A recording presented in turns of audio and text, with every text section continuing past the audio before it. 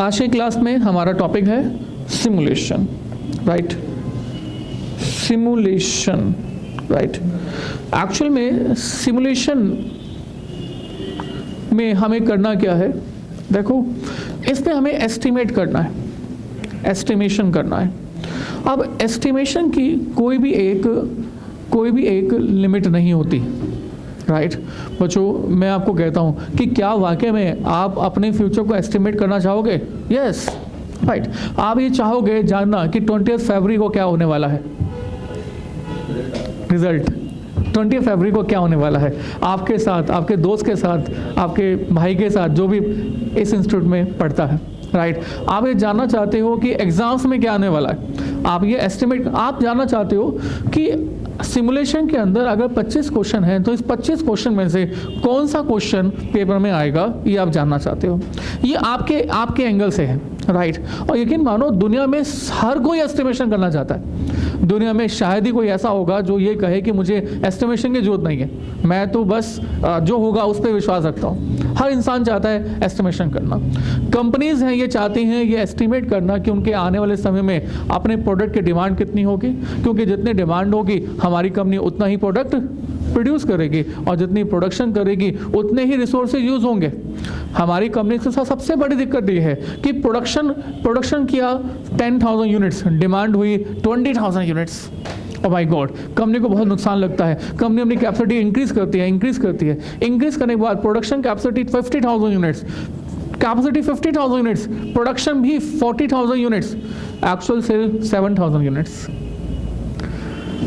Resources use कर लिए but resources use तो कर लिए बट मार्केट में सेल नहीं हो पाया। जब तक अपने कैपेसिटी को इंक्रीज किया तब तक मार्केट में हमारी कंपनी के जैसे प्रोडक्ट का दूसरा सब्स्टिट्यूट आ गया।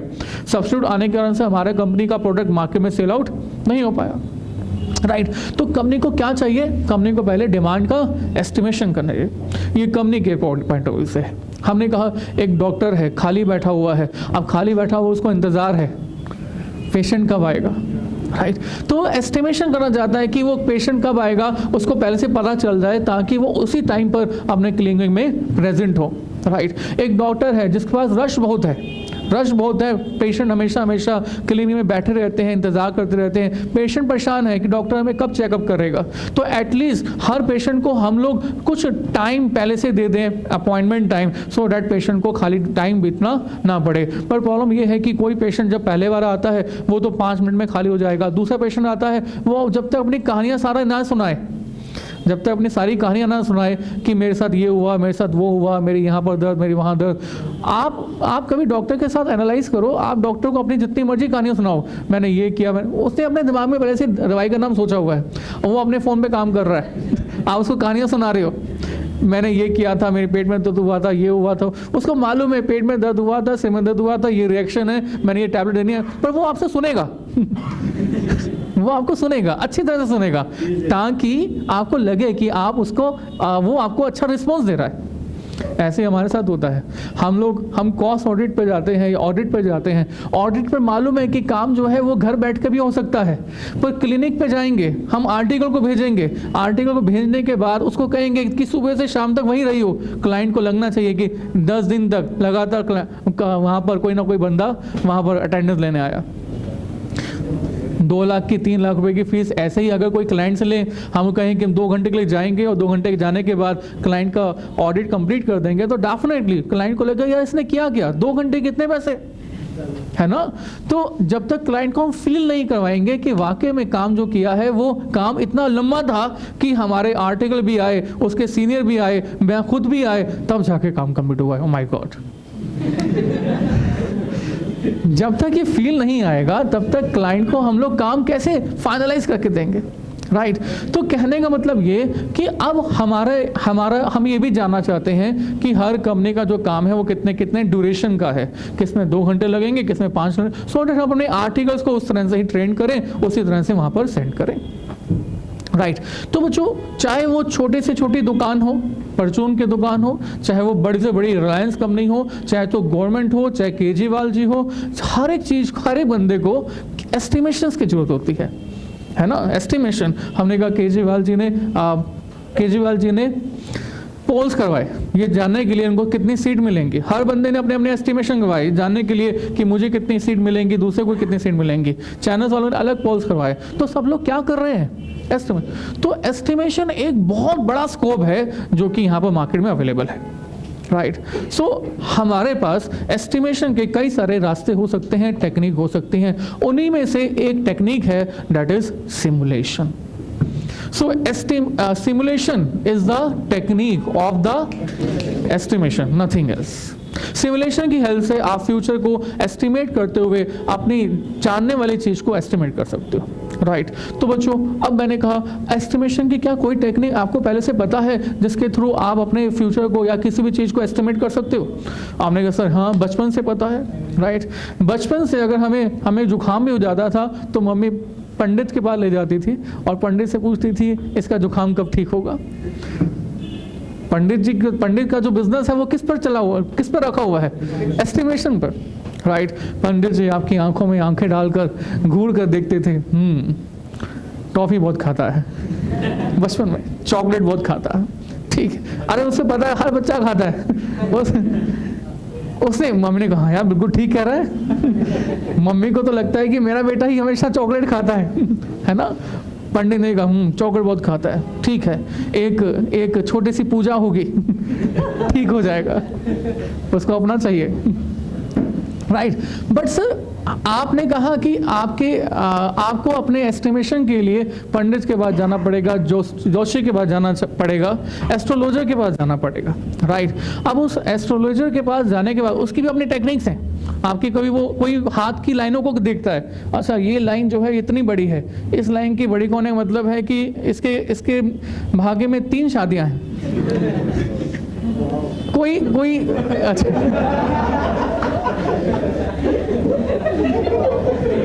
ये बच्चा कहता है सर आप अच्छा ये बच्चा कहता है कि सर वो मुझे पंडित बता दो जो ऐसे ऐसे देता है ना। तो कोई ये कहता है कि इसकी लाइन के बेसिस पर अब देखो यकीन मानो बच्चों, पंडित का काम बहुत आसान है, और किसी का हाथ चेक करना है ना, तो हाथ चेक करना तो इतना आसान है दुनिया के अंदर, इससे अच्छा आसान कोई काम नहीं है। और बंदा आपके ऊपर लट्टू हो ही जाएगा और आप जो कहोगे वो करेगा। देखो सबसे पहले हाथ पे को हाथ मोड़ो और बहुत लेफ्ट राइट जो भी आपको देखना है, तो आप देखो ऐसे ऐसे करो, उसको लगे यार बंदा जो है ना अंदर दिमाग में कुछ कर रहा है, और आप ये सोचो कि कैसे बेवकूफ बनाऊंगा इसको मैं। आप उसके हाथ को देख रहे हो, उसको लग रहा है कि वो लाइनों को आप देखकर आप कुछ बना रहे हो, पर आप बेवकूफ बनाने की बात कर रहे हो, टोपी पहनाने की बात कर रहे हो, राइट। तो अब जब से आपने ये सोचा आपके बचपन में आपके साथ कुछ अनहैपनिंग सी हुई थी। अब सर ये ऐसी बातें हैं ना, कुछ ऐसी बातें बता रहा हूँ जो हर एक की लाइफ में होती है। आप किसी भी की भी लाइफ में बचपन के अंदर जाकर देखो, अराउंड 18 साल बचपन के होते हैं, एक ना एक चीज़ तो अनहैपनिंग होती है। किसी का एक्सीडेंट हो जाता है, किसी की बीमारी हो जाती है, किसी कुछ हो जाता है, किसी कुछ हो जाता है। मैं बचपन में बीमार बहुत हुआ था। आप सोचते बहुत हो। हर बंदा बहुत सोचता है। अच्छा आप सोचते बहुत हो, बट आप अपनी बात जब भी दुनिया को बताते हो तो कोई आपकी बात समझ नहीं पाता। अब ये बात भी हर एक के साथ एप्लीकेबल है। कोई भी इंसान सोचता, प्लानिंग तो हम इतनी ज़बरदस्त करते हैं यार कि अगर वाकई में खुद अपनी प्लानिंग के अकॉर्डिंग खुद चल पड़े तो कम से कम IAS तो बन ही जाएंगे।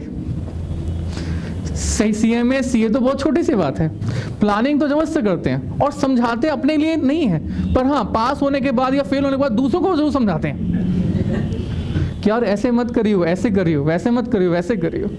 पर खुद की इम्प्लीमेंटेशन की बात हो, नहीं यार बड़ा मुश्किल है, कल से करूँगा नेक्स्ट टाइम से करूँगा, ऐसा होता है।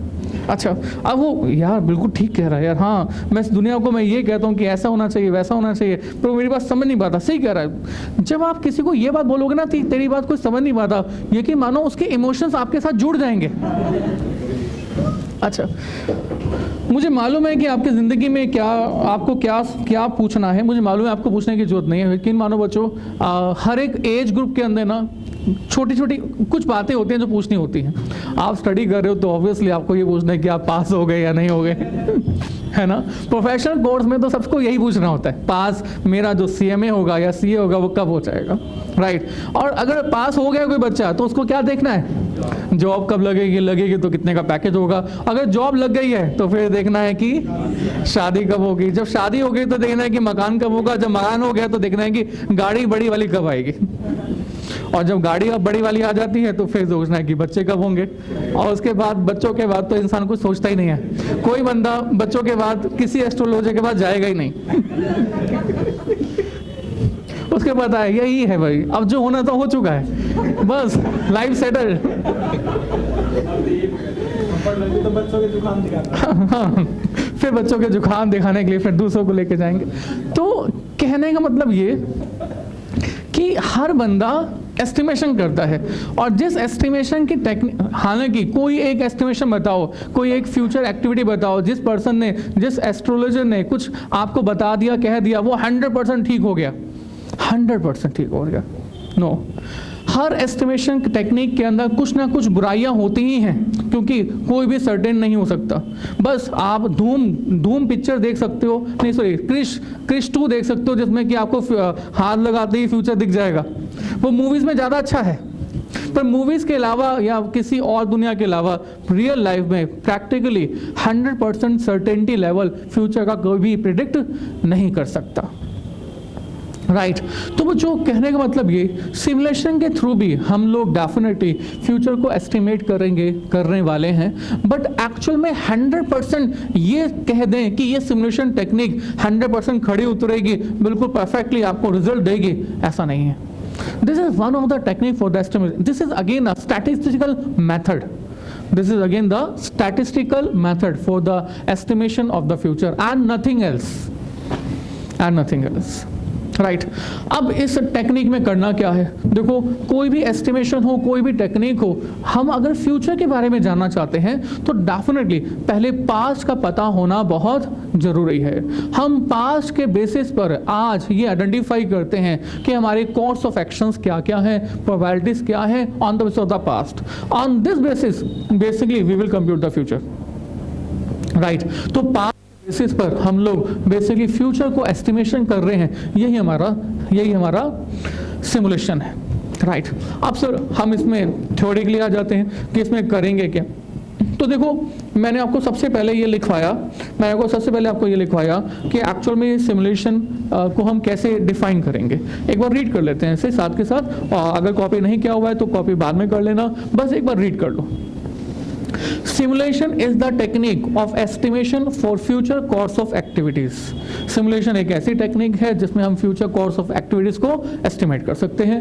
Under simulation technique of estimation, we have to identify probabilities of past items, and then these probabilities will be used to identify future course of action with the help of random numbers. जब हम past के basis पर probabilities find कर देते हैं तो उस past के बेसिस पर, प्रोबेबिलिटीज के बेसिस पर basically future course of action को आइडेंटिफाई करते हैं, यही बेसिकली हमारा सिमुलेशन है, राइट। अब सर ये समझ में तो आ गया है कि ये सिमुलेशन है, राइट। तो इसमें हमें करना क्या है, तो इसको करने के लिए हमने आपको कहा बच्चों हमारे पास कुछ स्टेप्स हैं, that steps we have to follow. हमें कुछ स्टेप्स को फॉलो करना होगा। ये स्टेप्स कौन कौन से हैं ये भी मैंने आपको यहाँ पर दिखाया है, आप बाद में कॉपी करना अगर नहीं कॉपी किया तो। Number 1, find probability for happening of various events on the basis of the past data. तो पास्ट डेटा के बेसिस पर सबसे पहले प्रोबेबिलिटीज फाइंड करो, राइट। पास्ट डेटा मतलब कि पास्ट में हमारे प्रोडक्ट की डिमांड कितनी थी, राइट। 20 यूनिट्स बिके थे तो क्या प्रोबेबिलिटी थी, अगर 30 यूनिट बिके थे तो कितने नंबर्स बिके थे, 40 के लिए कितने। तो आप पहले डिफरेंट डिमांड, मान लो आप अगर फ्यूचर के डिमांड को प्रेडिक्ट कर रहे हो तो पहले डिमांड की लास्ट पास्ट के एक्सपीरियंस के अकॉर्डिंग क्या फाइंड करो, प्रोबेबिलिटीज क्या क्या है, राइट। प्रोबेबिलिटीज आपको फाइंड करना आता है या नहीं आता, आता है, राइट। प्रोबेबिलिटी का एक छोटा सा मतलब बेसिक फॉर्मूला बताओ, फॉर्मूला क्या होता है। प्रोबेबिलिटी का बेसिक फॉर्मूला होता है favourable outcomes divide by total outcomes.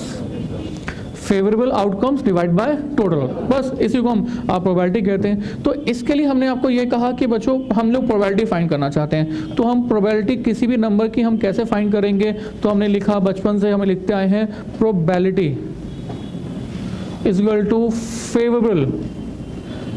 Favourable outcomes divide by क्या लिखते हैं हम इसमें, टोटल आउटकम्स। सो राइट और रॉन्ग, ऐसे ही होता है, ऐसे ही होता है। अब सर अब आपको ये प्रोबेबिलिटी फाइंड करनी है। मैंने कहा आप पास्ट एक्सपीरियंस के बेसिस पर डिमांड को एनालाइज कर रहे हो और इस फ्यूचर की डिमांड को ही यहाँ पर बेसिकली फाइंड भी कर रहे हो। तो डिमांड को आपने कहा कि सपोज आपके प्रोडक्ट की डिमांड 20 यूनिट्स है, आपकी डिमांड नहीं, आपके प्रोडक्ट की डिमांड सपोज करो 20 यूनिट्स है, राइट। अगर 20 यूनिट्स है तो आपने पिछले साल में नंबर्स ऑफ डेज 20 यूनिट आपने पिछले साल के अंदर 50 दिन तक बेचा है। आपने सपोज पास्ट में 50 दिन तक इस प्रोडक्ट को मार्केट में सेल किया है, राइट। आपके प्रोडक्ट की डिमांड सपोज 30 यूनिट्स है और 30 यूनिट्स को आपने पास्ट में सपोज दैट कि 70 डेज तक बेचा है, राइट। आपके प्रोडक्ट की डिमांड सपोज 40 यूनिट्स है और 40 यूनिट्स को आपने पास में 100 डेज तक बेचा है। प्रोडक्ट की डिमांड सपोज 50 यूनिट्स है, राइट। और बाकी जितने डेज बच गए वो आप कैलकुलेट करके बता दो। टोटल इज 365 ना, तो 365 लास्ट ईयर में से आपने 220 हटा दिया, तो 220 हटा दो, इट्स बिकम 145। तो 145 डेज आपने अपने प्रोडक्ट को 50 यूनिट भी बेचा है, राइट। तो बच्चों ये तो हमने बता दिया नंबर्स ऑफ डेज मतलब ये डिमांड कितने दिन तक रही, ये डिमांड कितने दिन तक रही एंड सो ऑन, राइट। अब अगर आपको कहा जाता है कि बताओ बच्चों प्रोबेबिलिटी कैसे फाइंड करोगे, अब आप प्रोबेबिलिटी कैसे फाइंड करोगे। So probability is equal to favourable outcome divide by total outcomes. So favourable outcome तो 20 यूनिट्स के फेवर में कितने दिन है, 50 आउट ऑफ द टोटल, और टोटल मतलब 365। तो हमने जैसे कि कहा फेवरेबल FO अपॉन TO, तो favourable outcomes are 50 and the total outcomes are 365। 70 upon 365, 100 upon 365 and then 145 upon 365, right. तो बच्चों डेफिनेटली आप डिवाइड करके प्रोबेबिलिटीज फाइंड कर दोगे and this is the basically probabilities of different demands, these are the probabilities of different demands, right. तो बच्चों आप मुझे बता दो 50 अपॉन 365 व्हाट इज द प्रोबेबिलिटी, फिर से 1367, इट्स फाइन, राइट। छोटी छोटी बातों में मत लड़ा करो, ठीक है। 0.137, नेक्स्ट इज 0.1917, 192 कर दें, okay. Next is 0.274, okay. Next 397, right. तो बस मुझे प्रोबेबिलिटी जो चाहिए ना वो बस मुझे 2 डिजिट तक ही चाहिए। अगर मुझे 2 डिजिट तक ही चाहिए प्रोबेबिलिटी तो इसको मैं बेसिकली क्या बना दूंगा 0.14, ये बन जाएगा 0.19, ये हट जाएगा और ये बन जाएगा 0.40। और बच्चों देखना टोटल 1 आता है या नहीं आता, एग्जैक्टली 1 आ रहा है, ठीक है, 1 आ जाता है। तो बच्चों इस तरह से हमारे पास टोटल प्रोबेबिलिटी 1 आ जाती है। और जैसे ही आपने ये टोटल प्रोबेबिलिटी फाइंड कर दी तो स्टेप नंबर 1 है कि आप क्यूमुलेटिव प्रोबेबिलिटी भी फाइंड करो, क्यूमुलेटिव प्रोबेबिलिटी। तो क्यूमुलेटिव प्रोबेबिलिटी मतलब क्यूमुलेटिव समझते हो नहीं, यस सर। तो एक बच्चे से पूछा मैंने कि आपके मार्क्स कितने हैं, वो कहता है कि मेरे 90 मार्क्स हैं। मैं कहा तो बहुत अच्छी बात है, 90 मार्क्स इट्स गुड। कहता है, मैं कहा कैसे, कहता क्यूमुलेटिव है, 2 अटेम्प्ट के लगातार मिला के मैंने बताए हैं, पहले में 40 थे, दूसरे में 50 हैं। तो दिस इज क्यूमुलेटिव, ऐड होता जा रहा है। तो सेम हेयर हमने पहले 20 डिमांड्स की जो प्रोबेबिलिटी ली है 0.14 ली है, इस 0.14 में नेक्स्ट नंबर हम ऐड कर देंगे and it's basically 0.33 and then next number add कर देंगे 0.60 एंड देन ये मैं बताता हूँ। तो आपने हर डिमांड के साथ साथ इसके कॉरस्पॉन्डिंग क्यूमुलेटिव प्रोबेबिलिटी फाइंड कर दी। और जैसे आप ये क्यूमुलेटिव प्रोबेबिलिटी फाइंड कर देते हैं ना, तो क्यूमुलेटिव फाइंड करने के बाद आप बनाएंगे statement of range of random numbers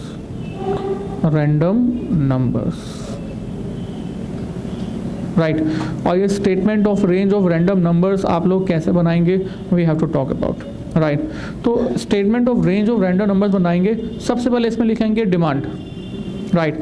तो जैसे कि हमें मालूम है डिमांड यहाँ पर है 20, 30, 40, 50, 20 units and 30 units and 40 units and 50 units, right. और इसके बाद हम लोग इसमें लिख देते हैं क्यूमुलेटिव क्या, प्रोबेबिलिटीज। तो क्यूमुलेटिव प्रोबेबिलिटी में सबसे पहली प्रोबेबिलिटी कितनी है, 0.14, 0.33, 0.60 एंड देन 1.00, राइट। इसके बाद हम फाइंड करते हैं इसमें रेंज ऑफ प्रोबेबिलिटीज। देखो बच्चों, क्यूमुलेटिव है ये, क्यूमुलेटिव का मतलब है कि जो नेक्स्ट नंबर है वो पुराने नंबर को ऐड करने पे आया है, राइट। तो अगर मैं आपको कहता हूँ फ्यूचर में आपके कितने तक प्रोबेबिलिटी हो जिसमें कि डिमांड 20 यूनिट्स की होगी, आप कहोगे ऑब्वियसली 0.14, बट सर 0.14 जो है हम लोग फर्स्ट में नहीं कंसिडर करते, 0.4 को हम लोग नेक्स्ट में कंसिडर करते हैं। तो ये है 0 to 13, 0 to 13। तो यहाँ पर हमारी जो डिमांड है वो क्या है, 20 यूनिट्स। बच्चों कैन यू अंडरस्टैंड ये 13 कहाँ से आया? नहीं, जितनी भी क्यूमुलेटिव प्रोबेबिलिटी होती है, तो हमने स्टार्ट नहीं पढ़ा था, हम जब रेंज बनाते हैं तो लास्ट नंबर को यहाँ पर कंसिडर नहीं करते बल्कि लास्ट नंबर को नेक्स्ट सीरीज में कंसिडर करते हैं। तो सेम वी कंसिडर हियर। तो 0.14 यहाँ पर कंसिडर नहीं होगा, उससे पहले नंबर तक यहाँ पर कंसिडर होगा। हाँ जी, अच्छा, जब रेंज बनाते हैं ना तो मल्टीप्लाई बाय 100 अपने आप से कर देते हैं। Every number will be multiply with 100, right. उसके बाद आप ये रेंज बना रहे हैं 0 to 13 and then 14 to 32 and then 33 to 59 and then 62 कहाँ तक, 99, राइट। बच्चों ये एक स्टैटिस्टिकल टेक्निक है, स्टैटिस्टिकल मतलब इसी तरह से कैलकुलेशंस करवाई जा रही हैं, राइट। हाँ जी, रेंज बनाना हो, देखो मैं फिर से बता दूं, सिमुलेशन टेक्निक सीख रहे हैं और सिमुलेशन टेक्निक में हमारे पास कुछ स्टेप्स हैं। सबसे पहला स्टेप है find the probability for happening of various events on the basis of the past data, we had done, right. Second step क्या है, prepare a statement of range of random numbers. तो जो statement of random number है that we have to prepare for the estimation of the future. अभी कैसे estimate होगा future, इसको समझाने के लिए अभी आगे स्टेप आएगा, बट ये सीक्वेंस है that we have to follow in the simulation. Probability के बेसिस पर स्टेटमेंट ऑफ रेंज बनाई जाती है। स्टेटमेंट ऑफ रेंज ये बताती है कि अगर हमारी प्रोबेबिलिटी यहाँ से यहाँ तक लाई हो तो हम लोग पहले वाली डिमांड पर हैं। अगर स्टेटमेंट ऑफ रेंज हमने कहा, अगर स्टेटमेंट ऑफ रेंज बनाई हमने है तो पहले 0 to 113, मतलब अगर हमारा रेंज पहली 13 तक लाई कर रही है तो डिमांड कितनी है, 20 यूनिट्स। अगर 14 से 32 तक है तो डिमांड कितनी है, 30 units. If it's lie between 33 and 59 then the demand is this, otherwise this, right. ये सिमुलेशन टेक्निक के स्टेप्स हैं, राइट। अब बच्चों जैसे कि पर्ची डालते हैं, हमने कहा एक हम लोगों ने मिलकर ना एक फंड अरेंज किए हैं और फंड अरेंज ऐसे किए हैं कि सभी के सभी क्लास वाले बच्चों ने 100 रुपये इकट्ठे कर लिए और 100 रुपये इकट्ठे करने के बाद एक ऐसे पर्सन को देंगे जिसकी पर्ची निकल जाएगी, राइट। तो बच्चों बताना किस पर्सन की पर्ची निकलेगी, कैन यू बता सकते हो? नहीं बता सकते, है ना। तो इसी तरह से एक आर्बिट्रेरी नंबर सिलेक्ट किया जाएगा फ्यूचर के लिए, आर्बिट्रेरी नंबर सिलेक्ट किया जाएगा फ्यूचर के लिए, और उस आर्बिट्रेरी नंबर के बेसिस पर वो नंबर जिस रेंज में लाई करेगा हम ये मानेंगे फ्यूचर में डिमांड हमारी इतनी ही होगी। अब सर ये मेथड आपको कितना लॉजिकल लग रहा है, ये मुझसे मतलब नहीं है, आपको कोई लॉजिकल नहीं है यार। मैंने कहा ना फ्यूचर एस्टिमेट करने जा रहे हो और फ्यूचर का जब भी आप एस्टिमेट करोगे वो 100% सेटिस्फैक्शन से तो एस्टिमेट हो ही नहीं सकता, करोगे तो फ्यूचर एस्टिमेट 100% सेटिस्फैक्शन से तो हो ही नहीं सकता, right. This is a technique of statistic, you have to accept it as it is, no logic, यहाँ पर लॉजिक नहीं, भावनाएं खेल रही हैं।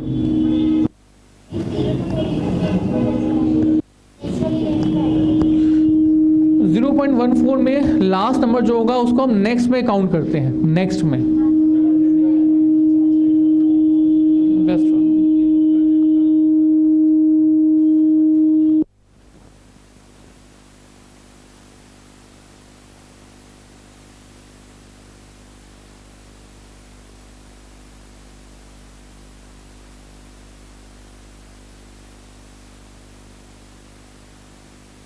तो बस 1 मिनट,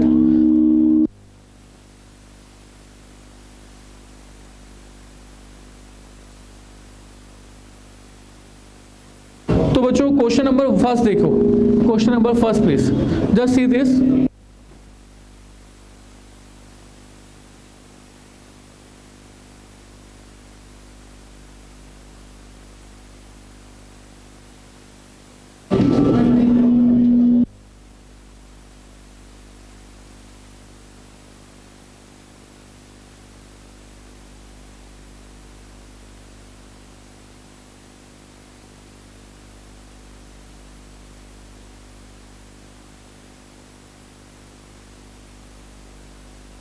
बच्चों क्वेश्चन नंबर 1 रीड करो, 1 प्लीज।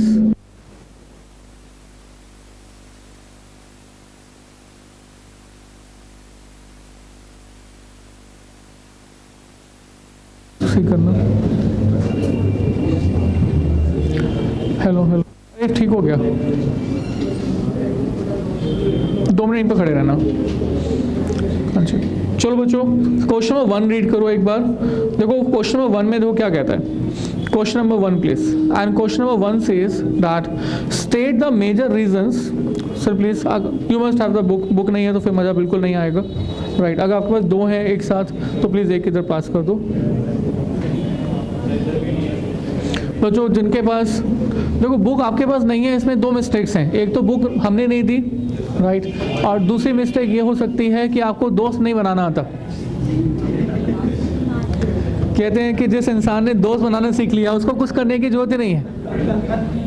ट्रेन पे जाए टीटी से सेटिंग कर ले तो ट्रेन की टिकट फ्री है।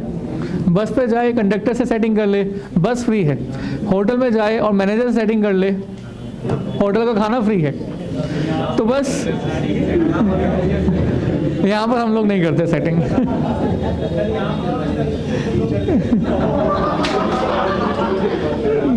हाँ जी हाँ जी हाँ जी, ये ज़्यादा हो गया, वापस आ जाओ।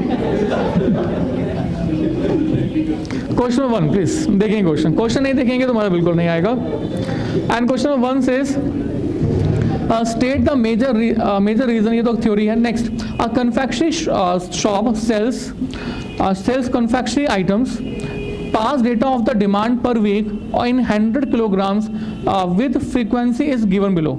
तो आपके पास पास डेटा गिवन है और डिमांड भी गिवन है, और कितनी बार ये डिमांड क्यों आई है वो भी गिवन है।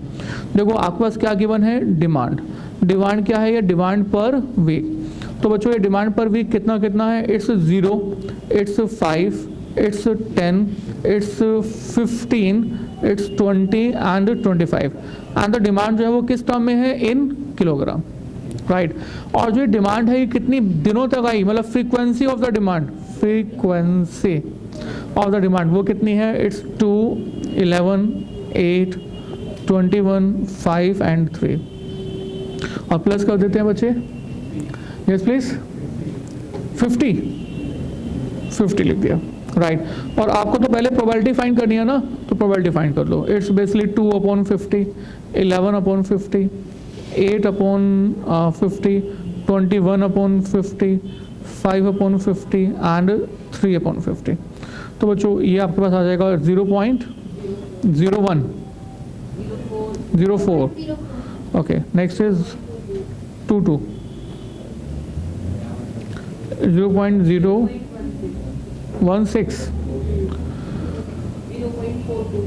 42, 0.10 and 0.06। इसके बाद क्या फाइंड करना होता है हमें, यस प्लीज, ठीक है।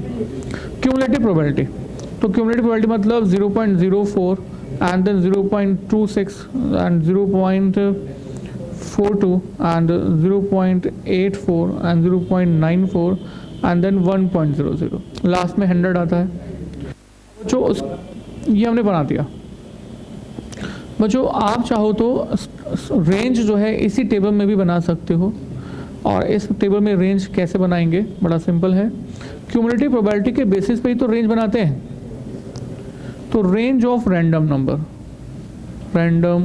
Numbers, right.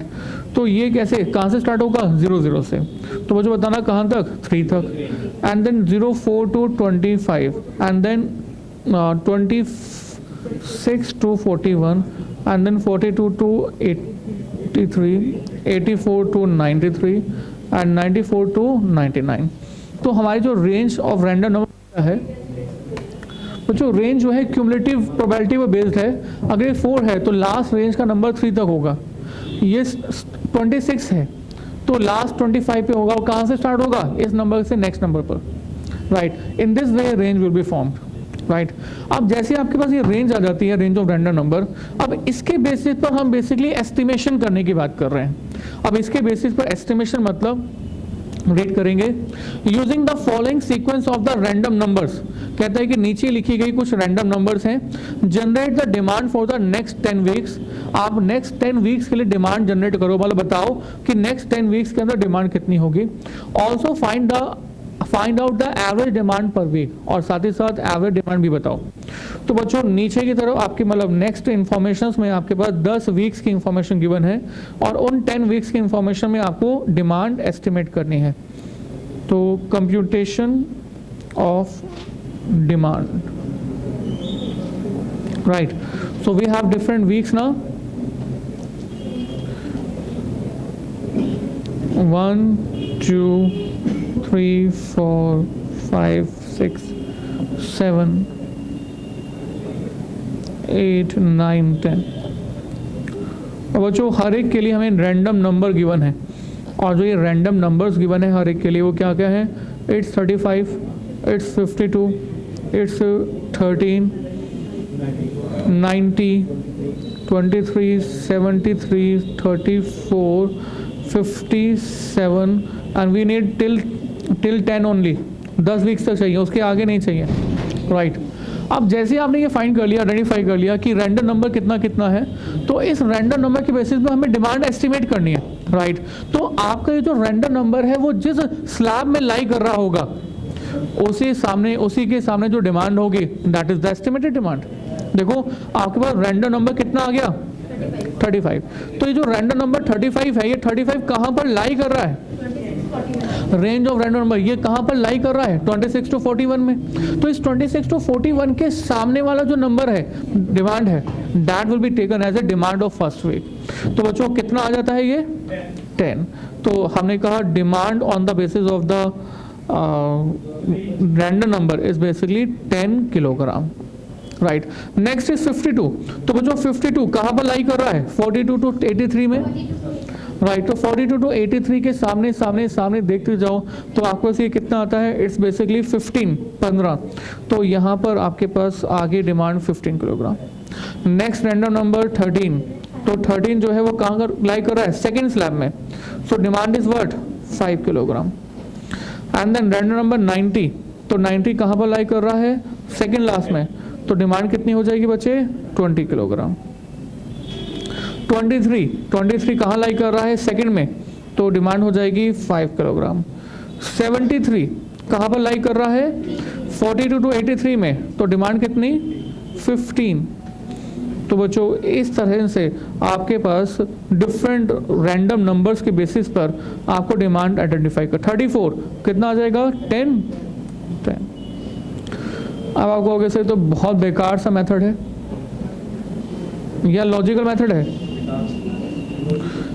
लॉजिकल है सर। इसमें लॉजिक यूज हो जाता अगर आप मुझे ये बता दोगे कि रैंडम नंबर्स कहाँ से आए,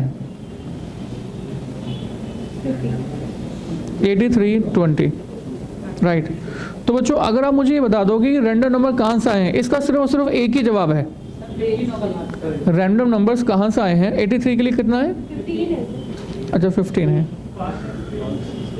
रैंडम नंबर बच्चों, रैंडम नंबर कहाँ से आए हैं? इसका सिर्फ एक ही जवाब है और एक के अलावा कोई जवाब नहीं है। इसका आंसर है क्वेश्चन से। रैंडम नंबर कहाँ से आए हैं? क्वेश्चन से।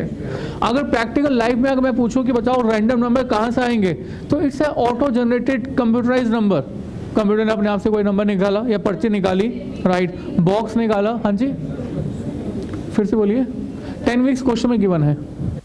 सो क्वेश्चन ने कहा तो सिर्फ और सिर्फ रैंडम एक क्वेश्चन ऐसा है आपकी बुक के स्टडी मटेरियल के अंदर जिसमें रैंडम नंबर नहीं दिए हुए। अदरवाइज सारे के सारे क्वेश्चंस के अंदर, सभी क्वेश्चंस के अंदर रैंडम नंबर गिवन है और क्वेश्चन से ही हमें रैंडम नंबर लेने हैं, है ना। और जिस क्वेश्चन में रैंडम नंबर नहीं गिवन है, यू विल नॉट बिलीव, वो क्वेश्चन गलत है। वो क्वेश्चन गलत है ही नहीं, मतलब वो क्वेश्चन सॉल्व ही नहीं हो सकता, किसी तरह से सॉल्व नहीं हो सकता, पर आपके स्टडी में बाय चांस गलती से दे दिया है। तो कहने का मतलब ये कि ये रैंडम नंबर से वो सिर्फ क्वेश्चन के अपने माइंड से जनरेटेड हुए हैं, otherwise there is no logic in this. नाम ही रैंडम नंबर है। रैंडम मतलब अचानक से निकाला गया एक नंबर, और अचानक से जो नंबर निकाला गया उसी के बेसिस पे हमने डिमांड की प्रेडिक्शन कर दी है। तो हम अपनी तरफ से बनाएंगे। मान लो आपने शीट में, आंसर शीट में रैंडम नंबर बना लेते हैं, तो आपका रैंडम नंबर अलग होगा। जो आपने सोचा वो आपके दोस्त ने नहीं सोचा होगा, उसने नहीं सोचा होगा। तो हर बंदा अपना अपने अकॉर्डिंग करेगा, तो किसी का भी आंसर मैच नहीं करेगा और डेफिनेटली एग्जामिनर उसको चेक नहीं कर पाएगा। हाँ बिल्कुल, मतलब ये आर्बिट्रेरी नंबर है और इसके अलावा इसका कोई सॉल्यूशन नहीं है, आंसर नहीं है। टेक्निक 100% यूज नहीं हो सकती है। मैंने कहा ना, फिर से देखो, आप एक ज्योतिषी के पास गए और ज्योतिषी को कहा कि मेरा फ्यूचर बता दो। उसने हाथ नहीं देखा बल्कि एक दूसरी टेक्निक यूज़ की। ये तो हाथ देना एक अलग टेक्निक थी, उसने कबूतर वाली टेक्निक यूज़ की। कबूतर पिंजरे में रख, तोता कबूतर जो भी आप कह लो, उसने बहुत सारे कार्ड सारे रख दिए। कबूतर आया, रैंडमली एक कार्ड उठाया और कार्ड को पढ़ के बताया कि आपका भविष्य खतरे में है, right. Same technique actually we are using here. Random number, अचानक से उठाया गया एक नंबर, उसके बेसिस पर डिमांड कैलकुलेट करना, राइट। नहीं, रियल लाइफ में यूज़ नहीं होता है, राइट। बट यस, कुछ और ना होकर यूज़ हो सकता है। मतलब जैसे हमने कहा, कंपनी को अपने प्रोडक्ट की डिमांड यूज़ करनी है, फाइंड करनी है। अब सिमुलेशन यूज़ ना करके हमारी कंपनी ज़्यादातर सोचती हैं कि हम लोग कस्टमर के साथ इंटरेक्शन करके अपने प्रोडक्ट की मार्केट के बारे में एनालाइज करें। That is the perfect way, right.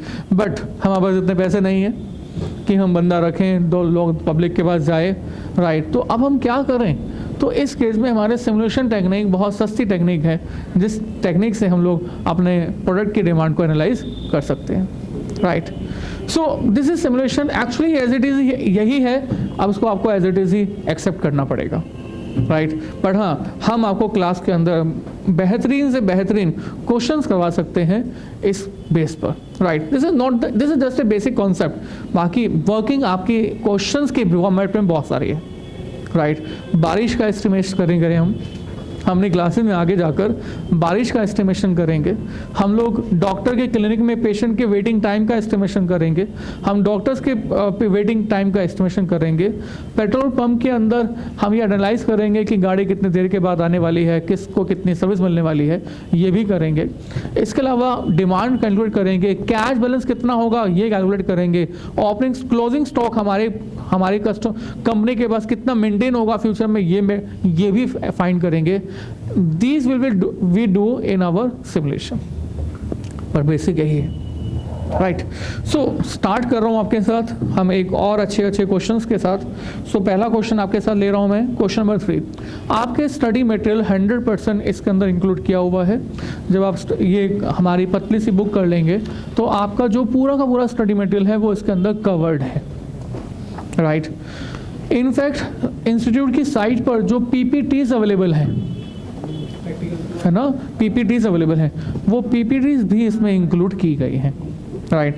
तो जब आप देखोगे हर चैप्टर के बिगनिंग में 2-3 आपको स्लाइड्स मिलेंगे, that is basically PPTs of the institute.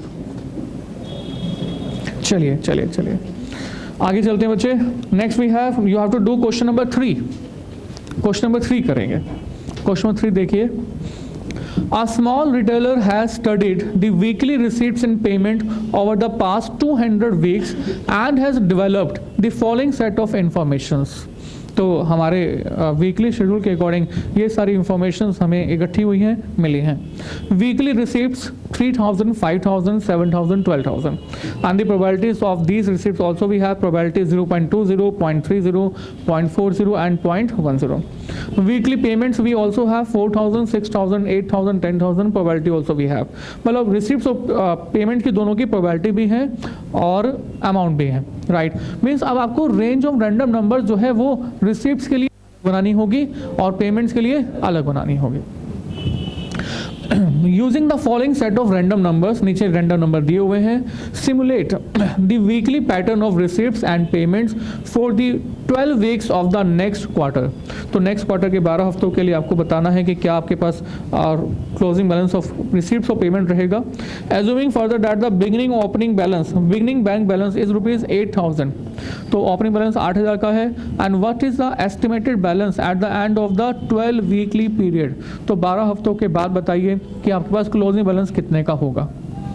What is the highest weekly balance during the quarter, highest balance बताना है। What is the average weekly balance for the quarter, तो आपको ये सब बताना है। तो पहले हम कैलकुलेशंस तो करें, है ना। तो आपको यहाँ पर basically range of random numbers बनानी होगी, वो दो चीज़ों के लिए बनानी होगी, one for the receipts and another for the payments. तो हम लोग कर रहे हैं क्वेश्चन नंबर 3, है ना। और सबसे पहले स्टेटमेंट हमने आपके सामने यहाँ पर लिखी, that is statement of range of random number.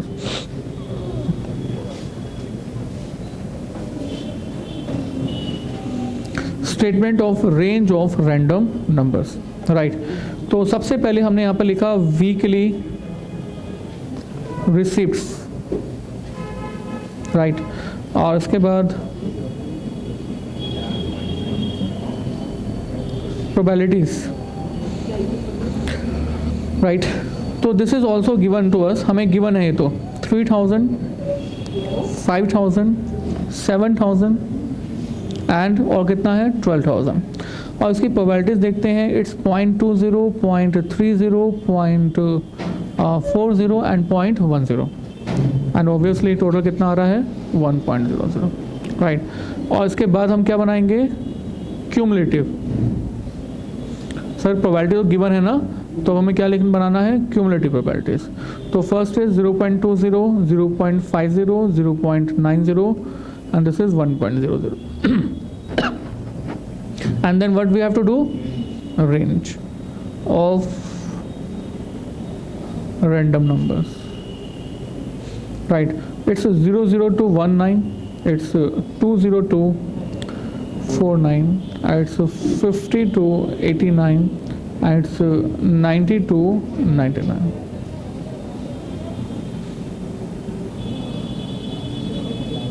Right तो बच्चों ये जो हमने रेंज बनाई है ये किस लिए बनाई है,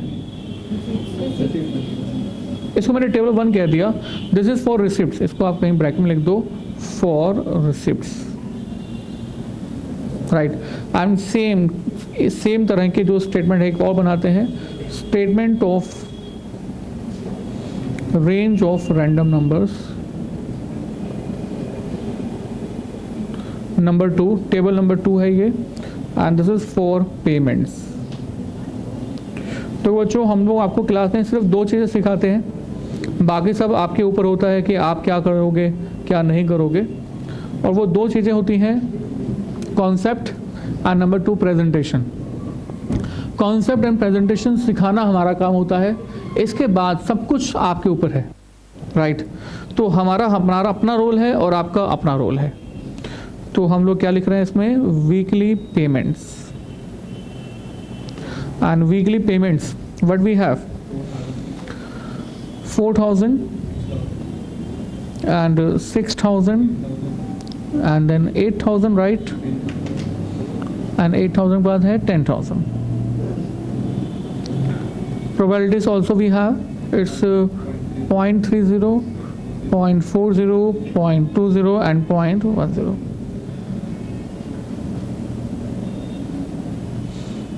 cumulative probabilities 0.30, 0.70, 0.90 and 1.00, and then range of random number.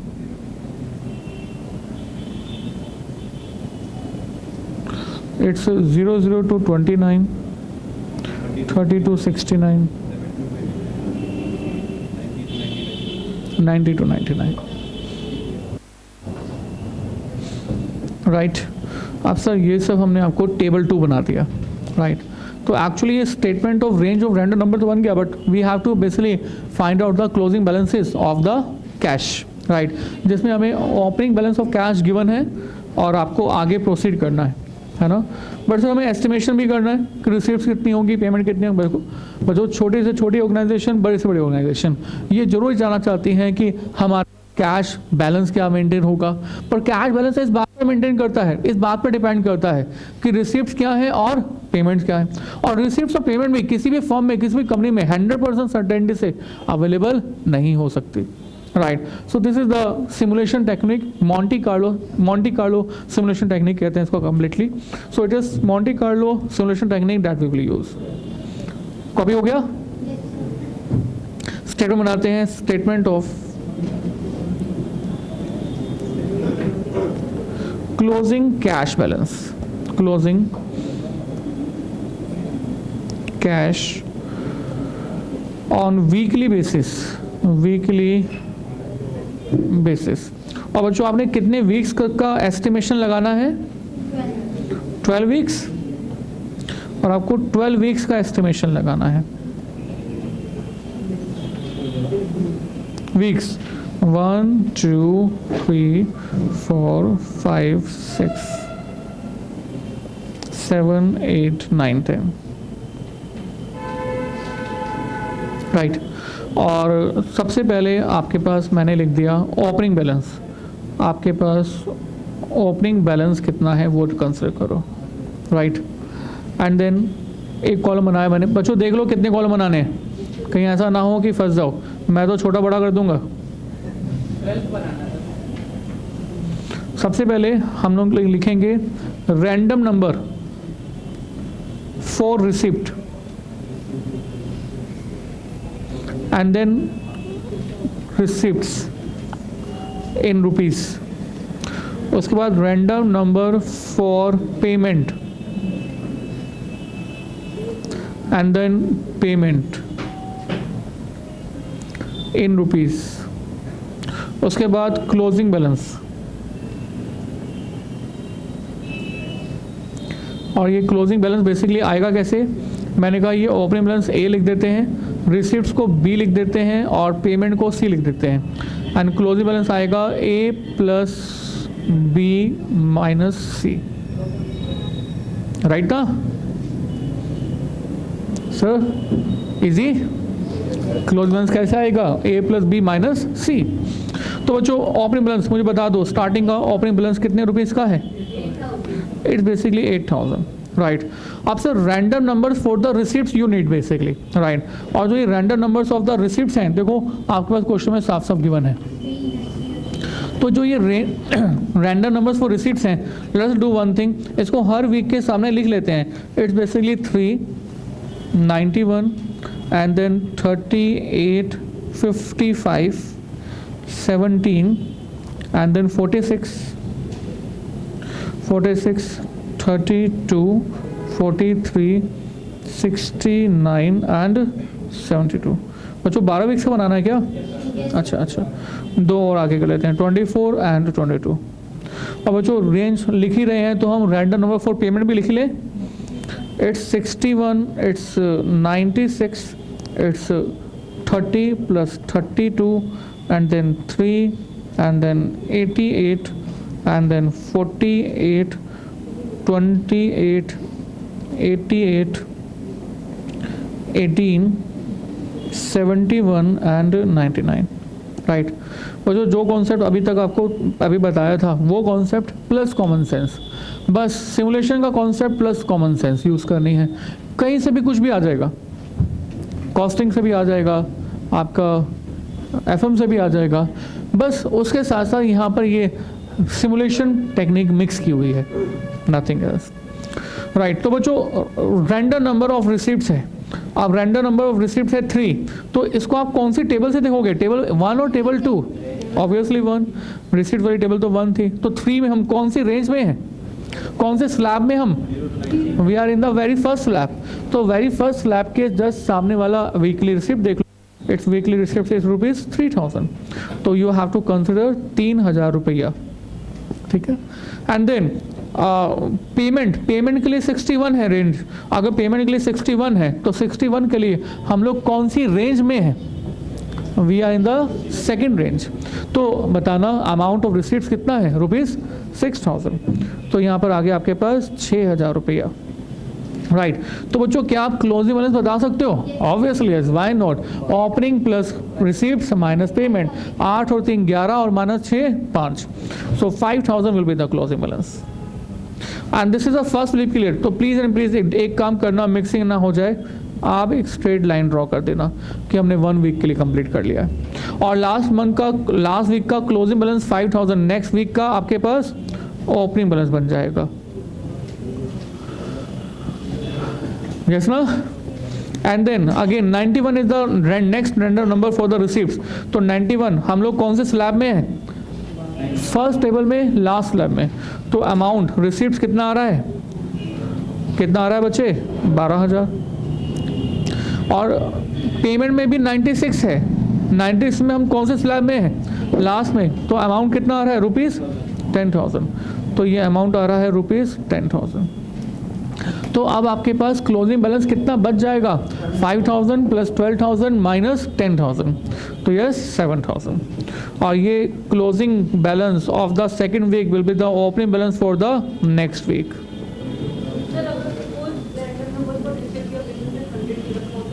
नहीं, रैंडम नंबर सिर्फ 99 तक होते हैं। देखो रैंडम नंबर निकाल कैसे रहे हैं, रैंडम नंबर आ कैसे रहे हैं? पर्ची से।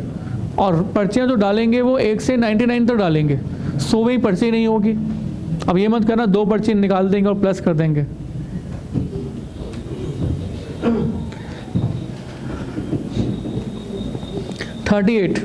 अब सर 38 कौन से स्लैब में हम लोग?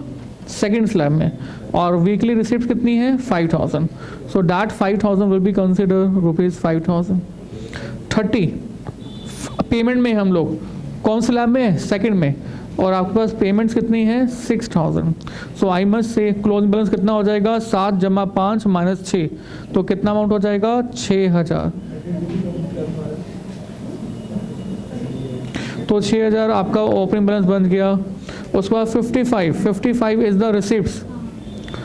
और 55 में हम लोग कौन से स्लैब में है? थर्ड स्लैब में। और अमाउंट ऑफ रिसिप्ट 7000। 32 में हम 32 कौन से स्लैब में? पेमेंट्स टेबल 2 के अंदर सेकंड स्लैब में। Amount of payment rupees 6000। 6000 जमा 7000 माइनस 6000 इटसेल्फ, तो फिर से आपके पास कितना हो जाएगा? 6000, सॉरी 7000, 7 ना। और फिर से एक straight line and then 7000 and then 17। तो 17 तो बच्चों लग रहा है हो रहा है 3 फर्स्ट स्लैब 4000। 7 जमा 3 10 माइनस 4 कितना? 6000। 6000 ओपनिंग। 46 random number 46 5000। 88 8000। 3000। बच्चों जल्दी से कंप्लीट करके बता दो।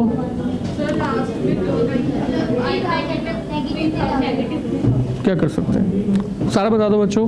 3000 के बाद क्या है? 2 3 5 2 एंड देन रिसिप्ट्स के अंदर 5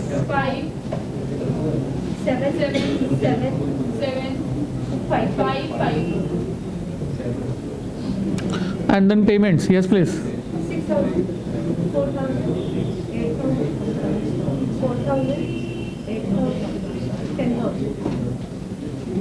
And the closing balance 3 plus 5 8 minus 6 2.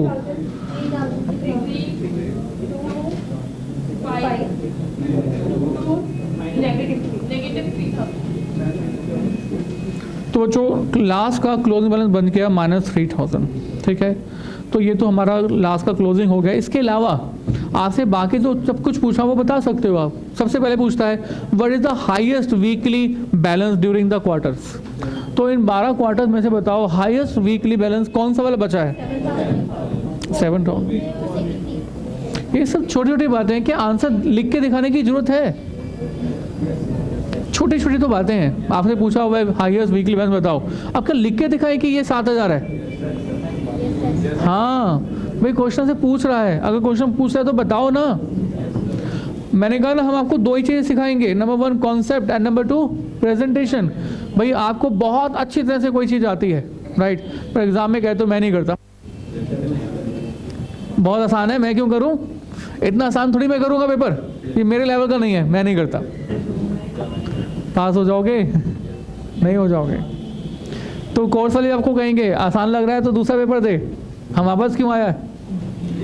Presentation is must. Question जो पूछ रहा है उसका आंसर दो, जैसे पूछ रहा है उस टाइप में आंसर दो, right.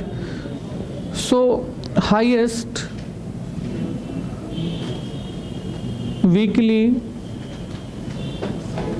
Balance is equal to rupees कितना बताया आपने? 7000।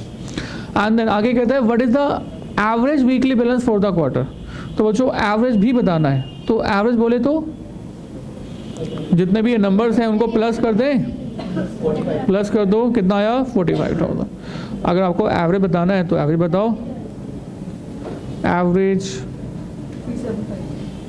Weekly balance is equal to it's basically 45,000 divide by 12, कितना बताया बच्चे? 3750, राइट। तो ये आपके पास आ गया। और तो कुछ नहीं, और कुछ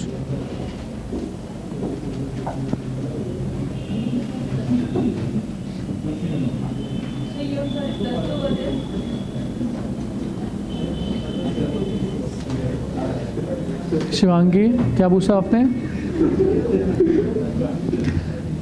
प्लस क्यों कर रहे हैं? अच्छा वो ये नहीं पूछा ये कैसे प्लस हो गया सर? अच्छा अच्छा देख नहीं।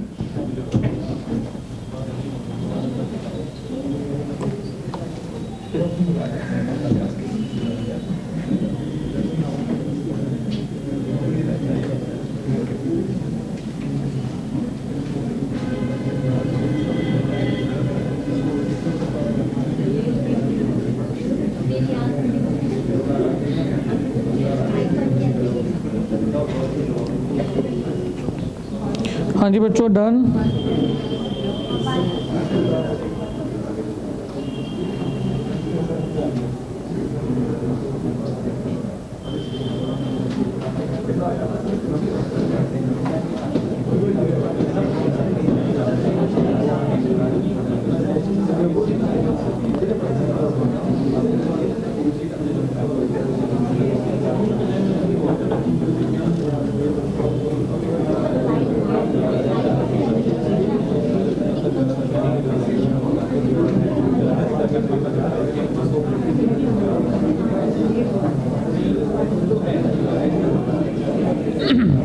हाँ जी बच्चों question number 11th।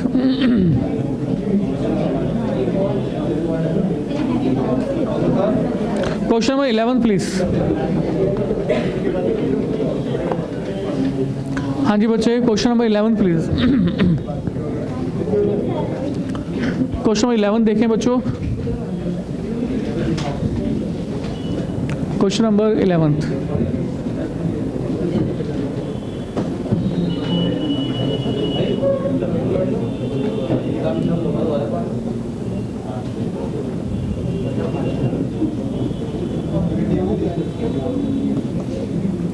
Just see this question, मतलब एक बार रीड कीजिए, देखो आपको कुछ लग रहा है कि हो जाएगा।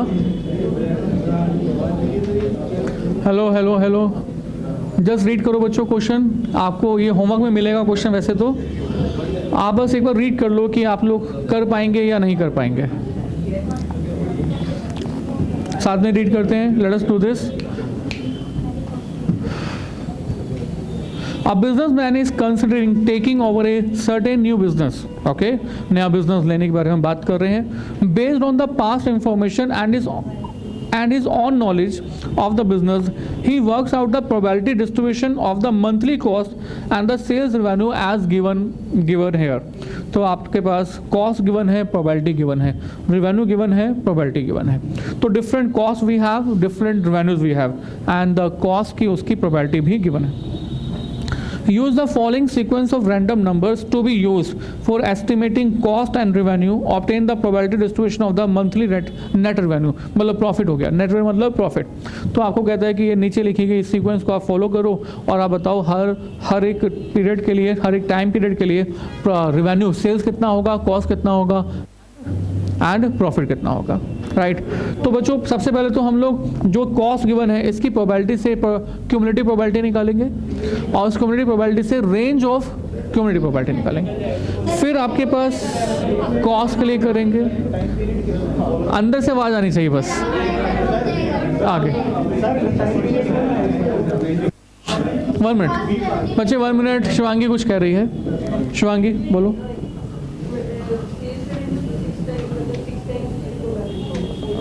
सेल्स उससे कोई फ़र्क नहीं पड़ेगा, क्योंकि देखो ये कहती है लड़की, सर कॉस्ट हमें 5 बार दी हुई है, प्रोबेबिलिटी 5 बार है, सेल्स वैल्यू 6 बार दी हुई है, उसकी प्रोबेबिलिटी भी 6 बार दी हुई है। अब कैसे करेंगे? ये 1 to 1 थोड़ी है। आप इस सेल्स में से इसके सामने वाली कॉस्ट थोड़ी माइनस करने वाले हो। आप कॉस्ट के लिए अलग प्रोबेबिलिटी है, अलग रेंज ऑफ टेबल बनेगी, सेल्स के लिए अलग है, बस प्रोबेबिलिटी का टोटल 1 आना चाहिए। देखो 1 आ रहा है, नहीं आ रहा? आ रहा है, तो 1 आ रहा है, तो इससे कोई फर्क नहीं पड़ेगा, आप करोगे तो कोई दिक्कत नहीं आएगी। Yes please. इसमें कहा बी पार्ट कैसे करेंगे? अच्छा, सीक्वेंस 1 और 2 दियो, हम मानेंगे सीक्वेंस 1 जो है वो कॉस्ट के लिए है और सीक्वेंस 2 जो हमारी सेल्स के लिए है, और जो बी पार्ट है उसके अंदर इस सीक्वेंस को बदला गया है, दोबारा से दिया गया, तो 2 बार क्वेश्चन सॉल्व करना है। हाँ, ये हमें शायद क्वेश्चन में गिवन नहीं है, तो अगर गिवन नहीं है तो हर एक जितने रैंडम नंबर्स हैं सबके लिए फाइंड करना है। अच्छा एक बात बताओ, रैंडम नंबर कैसे पढ़ोगे आप? रैंडम नंबर ऐसे पढ़ोगे या रैंडम नंबर ऐसे पढ़ोगे? राइट, मतलब क्या कहेंगे? Horizontally, not vertically, horizontally. Random number को कैसे पढ़ोगे? पहले पढ़ोगे 82 and then 84 and then 28 and so on. जितने भी रैंडम नंबर गिवन है सबके लिए। हाँ, sequence 1 for cost and second sequence for the cost, you are right. ठीक है सर, ठीक है, समझ गया मैं कि आपको समझ में आ गया है। 8th क्वेश्चन एक बार रीड कर लो और जैसे ही रीड करो उसके बाद बोलो यस सर। इसी क्वेश्चन को रिपीट करना है नेक्स्ट सीरीज के साथ। बच्चों 8th क्वेश्चन रीड करो और बोलो यस सर। नहीं, 8 नंबर। Yes sir. अच्छा, आप लोग ऐसे मानने नहीं वाले हैं, तो एक काम करते हैं कि हम आपको अच्छा सा क्वेश्चन करवाते हैं, आपको भी अच्छा लगे और हमें भी अच्छा लगे। क्वेश्चन नंबर 7 रीड करो बच्चों। Question number 7, it's a good one. Just read the question number 7।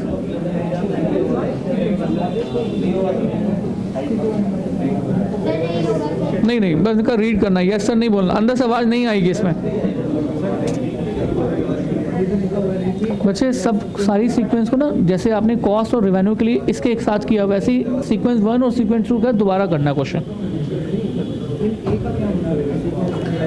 ये जो ए है, ये ए पार्ट है, इस वाली सीक्वेंस को बदल के नई सीक्वेंस दी गई है।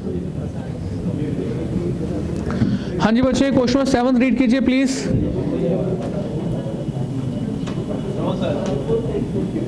हाँ जी, क्वेश्चन ने कहा दैट, बचे बस। क्वेश्चन नंबर 7 ने कहा, after observing heavy congestion of the customer over a period of time in a petrol station, Mister Petro has decided to set up a petrol pump facility on his own in a nearby site. तो बच्चों हमने ये कहा कि एक नया petrol pump खुलने वाला है. He has compiled statistics relating to the potential customer arrival pattern and the service pattern as given below. तो उसने अपने स्टैटिस्टिक्स यूज़ किए हैं और स्टैटिस्टिक्स यूज़ करने के बाद ये पता लगाया है कि कस्टमर कितने समय के बाद पेट्रोल पंप में अराइव होगा, आएगा, और जब कस्टमर हमारे पेट्रोल पंप में आ जाएगा तो कितना समय लगेगा किसी कस्टमर के लिए सर्विस प्रोवाइड करने के लिए. राइट तो हमें गिवन है बच्चों क्वेश्चन में देखो, arrival interval arrival time we have 2 minutes, 4 minutes, 6 minutes, 8 minutes and 10 minutes, और इसके साथ साथ इसकी क्या गिवन है, प्रोबेबिलिटी. और सर्विस, जब कस्टमर आ जाएगा तो कस्टमर आने के बाद क्या क्या सर्विस लेने में कितना टाइम लगाएगा, that is also given to us. That is we have inter arrival time, service time is 4 minutes, 6 minutes, 8 minutes and 10 minutes, और इसकी जो प्रोबेबिलिटी है that is also we have 0.28, 0.40, 0.22 and 0.10. आगे लिखा हुआ है assume the clock starts at 8 hours, 8 बजे, सुबह के 8 बजे हमारा समय स्टार्ट होता है. Right only one pump is setup, एक पंप है सिर्फ, and the following 12 random numbers are to be used for to depict the customer arrival pattern. तो देखो रैंडम नंबर गिवन है, बिना रैंडम नंबर के तो सिमुलेशन टेक्निक को यूज ही नहीं कर सकते, है ना. और इस रैंडम नंबर के अंदर आपके पास नंबर्स क्या क्या है, 78, 26, 94, 08, 46, 63 and so on. Right the following 12 random numbers are to be used to depict the service pattern. तो सर्विस पैटर्न के लिए रैंडम नंबर फिर से अलग से दिए हुए हैं. Right you are required to find out the probability of the pump being idle. तो आपको प्रोबेबिलिटी फाइंड करनी है, जिस प्रोबेबिलिटी जिसमें कि हमारा पंप जो है वो खाली रहेगा, मतलब कोई भी उसमें काम नहीं होगा, ये बताना है. और उसके बाद और आगे क्या कहते हैं, क्या करना है, average time spend by the customer waiting in the Q. बताओ हमारा कस्टमर हमारे पास वेटिंग में कितने एवरेज टाइम के लिए रहा है, कितने समय के लिए हमारा टाइम आइडल है, मतलब कस्टमर कितने समय में रहा है. सो ये है बच्चों, और जो क्वेश्चन समझ आएगा, क्वेश्चन की लैंग्वेज समझ में आ गई, इंग्लिश टू हिंदी मतलब समझ में आ गया. राइट आप क्वेश्चन करेंगे कैसे, देखो क्वेश्चन में क्या करेंगे ये सब बात की बात है. एक चीज़ तो आपको बड़ी क्लियर है, स्टार्ट कहाँ से करें, रेंज ऑफ रैंडम नंबर से. हम कस्टमर के अराइवल के लिए, कस्टमर के सर्विस के लिए रेंज ऑफ रैंडम नंबर तो बना सकते हैं. राइट तो बाकी सब बाद में देखते हैं, पहले हम रेंज ऑफ रैंडम नंबर बना लेते हैं. और यहाँ पर रेंज ऑफ रैंडम नंबर फिर से हमें 2 बार बनाना होगा, one time for the arrival, second time for the services. तो लिखते हैं statement of range of random number bracket में for arrival.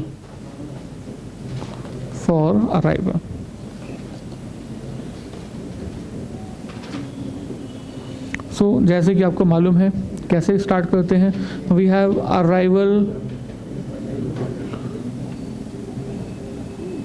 Inter arrival time,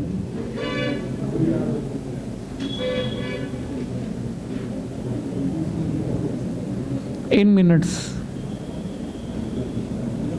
ठीक है ना. So we have 2, we have 4, we have 6, 8 and 10. और उसके बाद है बच्चे probabilities. It's 0.22, 0.30, 0.24 and 0.14 and 1.00.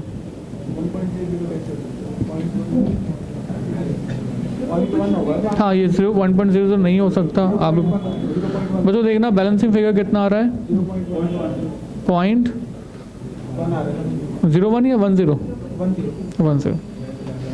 Balance figure will be consider. बच्चों it's not 1, it's 0.1.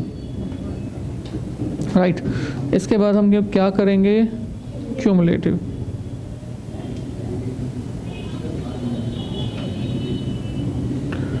Zero 0.22, 0.52 and then 0. कितना है ये 76, 0.90 and then 1.00. Range of random number. 0021, 22 51, 52 75, 76 89, 90 99. Right.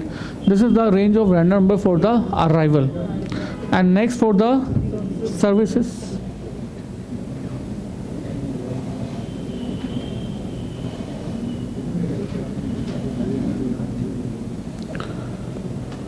For service time.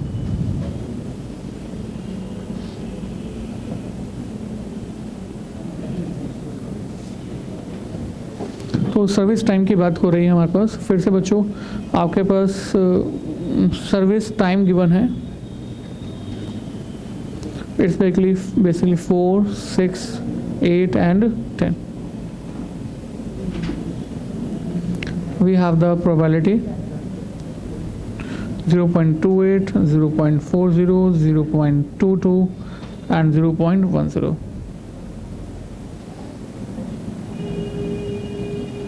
Cumulative probability 0.28, 0.68 and then 0.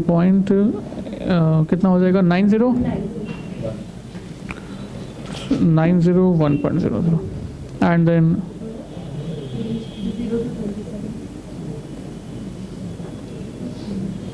00 to 27, 28 to 67 to 89 and 90 to 99. लीजिए बच्चों, तुम्हारे पूरे question में 2 marks तो पक्के है ना। क्वेश्चन अगर 7-8 मार्क्स का है तो 2 नंबर तो पक्के मिल जाएंगे। इसके बाद हमें फाइंड करना क्या है, हमें 2 चीज़ बेसिकली फाइंड करनी है। नंबर 1 कि कस्टमर कितने समय के लिए आइडल होगा, मतलब खाली बैठा है, खाली होगा, या कस्टमर को कितने समय के लिए सर्विसेज नहीं वेटिंग करवानी पड़ेगी। Time of the customer we have to find out. Number 1। Number 2 हमें फाइंड करना पड़ेगा कि हमारा जो पेट्रोल पंप है वो कितने समय के लिए आइडल है, खाली है। बस ये 2 चीज़ें हमें फाइंड करनी है, राइट। इन्हीं दोनों चीज़ों को फाइंड करने के लिए बेसिकली हमें आगे प्रोसीड करना है। We have to proceed. बच्चों कॉपी कर लिया इतना। So statement showing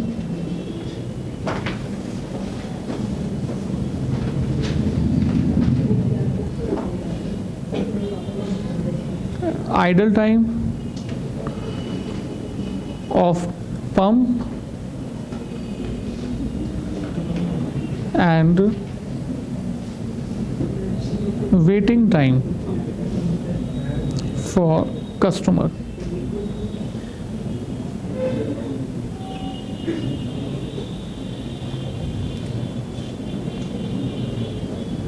Right.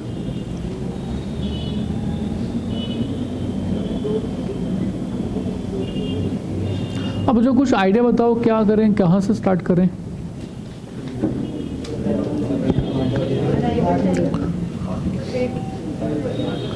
Time starts कब से स्टार्ट होगा, 8 बजे से, राइट। सबसे पहले तो क्या 8 बजे ही हमारा कस्टमर आ जाएगा, राइट। पहले तो ये देखना पड़ेगा, नंबर 1। उसके बाद कस्टमर के आने के बाद सर्विसेज होंगी, राइट। तो आने के बाद सर्विसेज में कितना समय लगेगा और कितना समय लगेगा, फिर पेट्रोल पंप खाली हो जाएगा, राइट। उसके बाद अगर दूसरा कस्टमर आया हुआ होगा पहले से, तो ही हम नेक्स्ट सर्विसेज स्टार्ट कर सकते हैं, राइट। सो ये सब कुछ आपको देखना होगा। तो बच्चों क्या क्या देखना होगा मुझे फिर से बताना। सबसे पहले हमें देखना होगा कि कस्टमर आने में कितना समय लगता है। तो हमने कहा कि हम लोग पहले कस्टमर के आने की बात करते हैं, तो आने में कितना समय लगता है इसको हमें कैसे फाइंड करना होगा, with the help of the random numbers, right. तो रैंडम नंबर्स में फाइंड हो जाएगा कि कस्टमर कितने कितने मिनट के गैप के बाद आ रहा है, राइट। फिर ये फाइंड हो जाएगा कि कितना गैप आ रहा है, और उसके बाद फिर फाइंड करेंगे सर्विस करने में कितना टाइम लगेगा। तो हमें 2 तरह की रैंडम नंबर टेबल फॉर्म करनी है। बच्चों एक मिनट कॉपी मत करना। एक बेस बना रहे हैं टेबल के अंदर, जिसके अकॉर्डिंग हम क्वेश्चन सॉल्व करेंगे, राइट। सबसे पहले हमने कहा कि हम फाइंड करेंगे random number for arrival of customer, right. तो अराइवल ऑफ द कस्टमर के लिए रैंडम नंबर हमें पता है। देखो एक बार क्वेश्चन से, अराइवल के लिए पैटर्न है, we have 78 26 94 08 and then 46 is 63, and then 18, and then 35, 59, 12, 97 and 82. ठीक है. And time gap for arrival. Time gap for arrival means दो कस्टमर के बीच में कितना टाइम गैप है, राइट. तो ये टाइम गैप हम इसी रैंडम नंबर से फाइंड करेंगे, राइट. सो इसके बाद हम लोग फाइंड करेंगे service starts at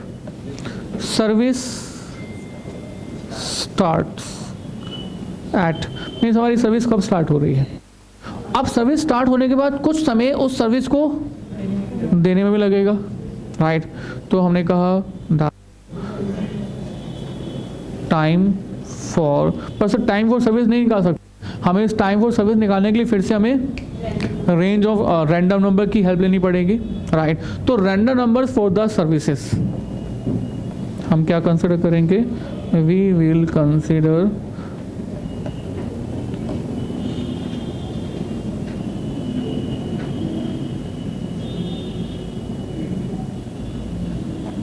random number for service.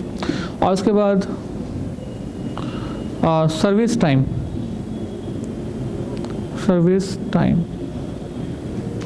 कितना लगेगा, and then service completion time. बच्चों मैंने आपको मना किया था कॉपी मत करना, है ना. कॉपी तो नहीं कर रहे ना, गुड. और बच्चों जब ये सब हो गया हमारे पास, तो इसके बाद हमें दो काम और भी करने हैं. कौन से, कि पेट्रोल पंप कितने समय के लिए आइडल रहा. बेसिकली फाइंड तो यही करना है ना. तो उसके लिए टेबल बनानी होगी. तो मैं एक काम करता हूँ, अपने इस टेबल को छोटा कर देता हूँ. अब आप बनाते तो आप ऐसा नहीं कर सकते थे, और जिन्होंने बना ली है टेबल,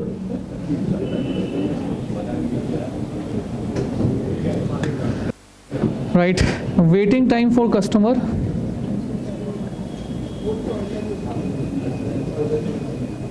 वेटिंग फॉर कस्टमर. तो कस्टमर ने कितना वेट किया, एंड देन वेटिंग फॉर या आइडल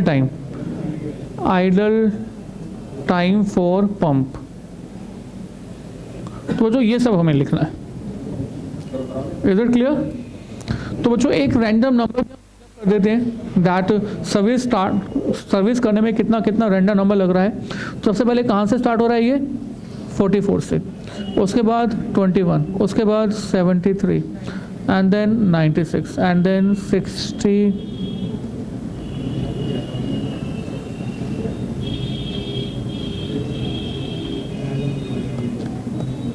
96 के बाद आपके पास है 63, and then 35, 57, 31, 84, 24, 05, and then 37, right. तो बच्चों जब आपने ये सब कर लिया, तो अब आप सबसे पहले टाइम गैप फाइंड कर दो. टाइम का मतलब 78 अराइवल के लिए रैंडम नंबर ऑलरेडी अवेलेबल है. तो 78 के लिए आपके पास ये जो नंबर बन जाएगा वो कितना हो जाएगा, यस प्लीज, 8 मिनट्स. तो पहला कस्टमर सुबह नहीं आता बल्कि 8 मिनट के गैप में आता है. तो हमने कहा इट्स 8 मिनट. उसके बाद नेक्स्ट क्या है, इट्स बेसिकली 26. तो 26 के लिए आपके पास रेंज क्या है, 4. तो आपके पास बना हुआ है ना, तो आप मुझे उसमें बता देना 4 minutes. Next 10 minutes. Next 2 minutes, and then 4 minutes, 6 minutes. ये मिनट्स तो लिख रहे हैं. 4 के बाद बताना बच्चों, यस प्लीज. 6 के बाद 2 एंड देन 4 6 2 10 8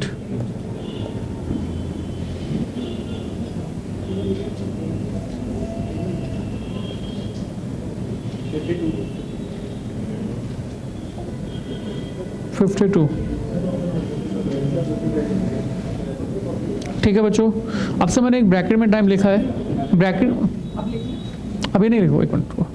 देखो बच्चों, हमने कहा पहला कस्टमर 8 मिनट के बाद आया है, तो सुबह 8 बजे पेट्रोल पंप खुला गया था और 8 मिनट के बाद कस्टमर आया। इसका मतलब है सुबह के कितने बज गए हैं? 8:08। किसकी याद आ रही है? Big boss. सुबह के 8:08 हुए हैं, कस्टमर एंटर हो चुका है। इसके बाद अगला कस्टमर जो है वो 4 मिनट के बाद आएगा, तो इसका मतलब हुआ कि टाइम कितना हो जाएगा? 8:12। इसके बाद और आगे 10 मिनट के बाद अगला कस्टमर आएगा 8:22 एंड देन 2 मिनट 8:24। तो समय आगे बढ़ता जा रहा है 8:28 and then 8 yes please 34 8:36 8:40 8:46 8:48 and then 9 o'clock हो गए हैं। 9 बजकर सुबह के 6 हैं। ठीक है, अब सर इसके बाद सर्विस स्टार्ट्स। तो बच्चों सर्विस स्टार्ट हो कब सकती है? 8 बजे पेट्रोल पंप खुल गया था, बट पहला कस्टमर 8:08 पर आया, तो सर्विस स्टार्ट कब हो सकती है? 8:08 पर। तो सर्विस स्टार्ट्स एट 8:08। पहली सर्विस करने में कितना समय लगेगा? 44 इज द रैंडम राइट। तो रैंडम नंबर 44 के बेसिस पे अगेन हमें सर्विस टाइम कंसिडर करना होगा। तो we have to consider which table, first और सेकंड वन? Second one. तो आप सेकंड टेबल कंसिडर करोगे और 44 हमारे पास रेंज सेकंड में है, तो 6 मिनट्स विल बी देयर। तो हमने लिख दिया यहाँ पर 6 मिनट। 4 10 के बाद माई गॉड 10 के बाद अच्छा ऐसे एंड देन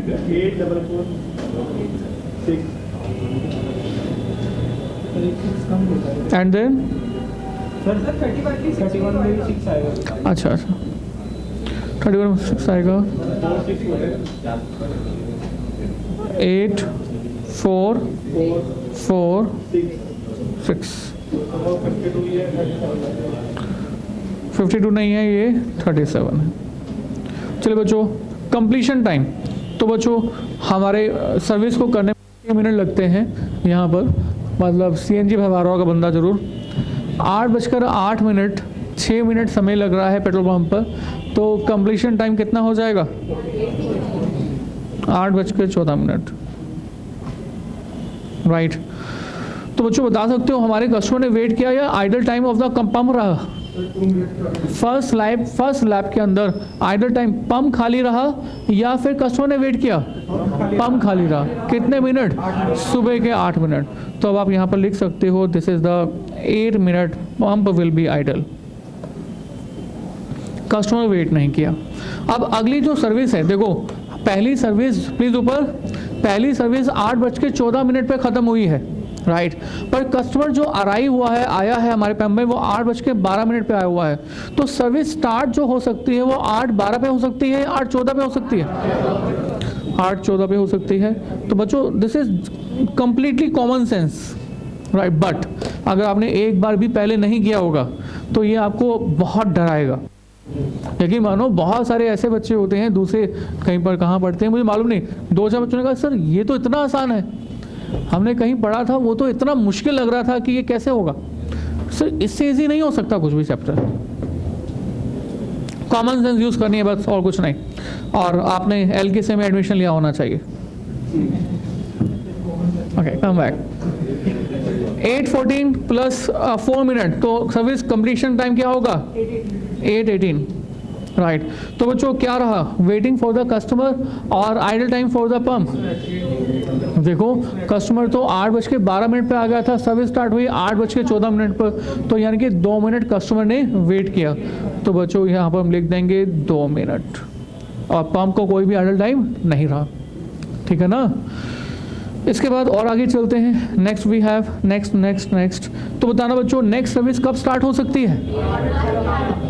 हाँ जी, पुरानी सर्विस खत्म हुई 8:18 की, और यहाँ पर कस्टमर आया 8:22 पर, तो ऑब्वियसली 8:22 पर ही नेक्स्ट सर्विस स्टार्ट होगी। तो 8:22 पर सर्विस स्टार्ट होगी, और 8:22 पर जब सर्विस स्टार्ट होगी और समय लगेंगी 8 मिनट, तो ख़त्म कब होगी 8:30। तो किसको वेट करना पड़ा, पंप को या कस्टमर को। पंप को वेट करना पड़ा। तो बच्चों पंप को वेट करना पड़ा कितने समय, कंप्लीट हुआ 8:18, शुरू हुआ 8:22 पर स्टार्ट हुआ, 4 मिनट। तो 4 minute idol time for the pump, 4 minute, ठीक है। 8:32 होगा, 8:22, 8 मिनट 8:30, ठीक है। अब सर और आगे चलते हैं, कस्टमर आ गया 8:24 पर, जबकि पुरानी सर्विस खत्म हुई 8:30 पर। तो नेक्स्ट सर्विस कब स्टार्ट हो सकती है, 8:24 पर या 8:30 पर। 8:30 पर। कस्टमर तो पहले आ चुका है बट पंप खाली नहीं है, तो यहाँ पर 6 मिनट कस्टमर को वेटिंग करना पड़ेगा। 10 मिनट की सर्विस है तो ख़त्म हो गई है 8:40 पर, राइट। तो बच्चों नेक्स्ट कस्टमर आ चुका है 8:28 पर, और पंप फ्री हुआ है 8:40 पर। तो सर्विस कब स्टार्ट होगी 8:40 पर, और 8:40 पर स्टार्ट होगी, 6 मिनट लगेंगे, तो 8:46 हो जाएगा। तो वेटिंग टाइम बताना बच्चों किसका है, कस्टमर का या पंप का। कस्टमर का है 8:28, 8:40, 12 minute is the waiting time for the customer. 8:34 पर कस्टमर आया नेक्स्ट, 8:46 पर पुरानी सर्विस खत्म हुई। तो नेक्स्ट सर्विस कब स्टार्ट हो सकती है 8:46 पर, और आपके पास 6 मिनट पहले वेटिंग टाइम बता दो, वेटिंग टाइम कितना है 12 मिनट। फिर से सर्विस कब खत्म होगी 8:52 पर। नेक्स्ट 8:52 पर आई थिंक कर सकते हो, तो इसको आप पहले कंप्लीट कर लो।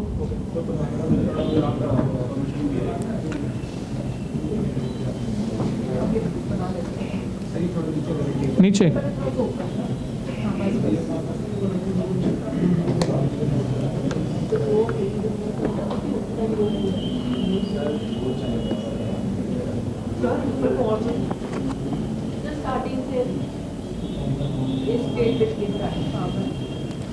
स्टेटमेंट की स्टार्टिंग से लिख देते हैं, स्टेटमेंट का नाम ही तो है ऊपर बस।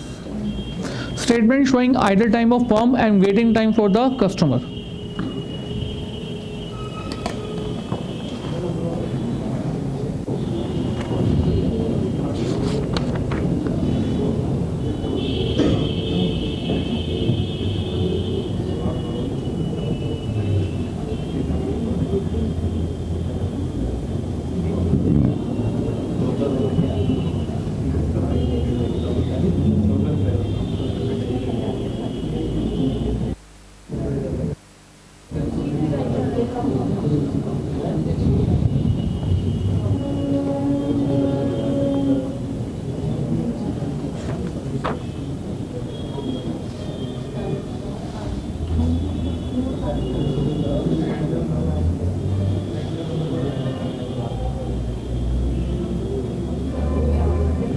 Done?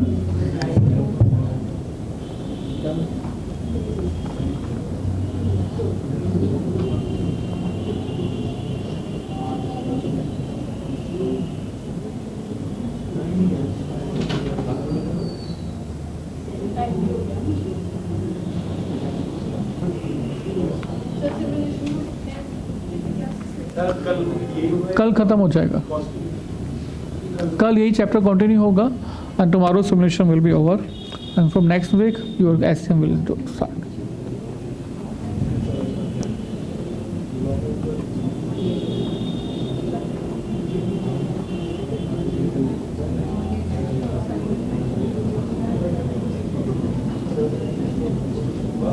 तो बच्चों इसमें प्रोबेबिलिटी फाइंड करनी है बेसिकली।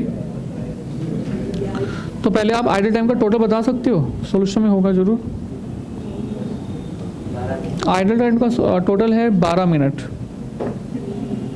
राइट। और हमारा पंप जो है 12 मिनट बेसिकली आइडल रहता है। कितने टाइम में से? लास्ट सर्विस खत्म होती है 8:26 पर, 9:26।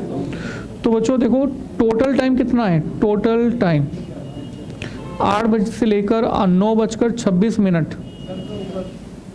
जस्ट 1 मिनट बच्चे, दिस इज बेसिकली 86 मिनट्स। तो 86 मिनट्स टोटल टाइम है और आइडल टाइम है 12 मिनट। तो प्रोबेबिलिटी ऑफ आइडल टाइम कितनी हो जाएगी? ये हो जाएगा बच्चे, इट्स 12 मिनट्स डिवाइड बाय 86 जो भी आता है।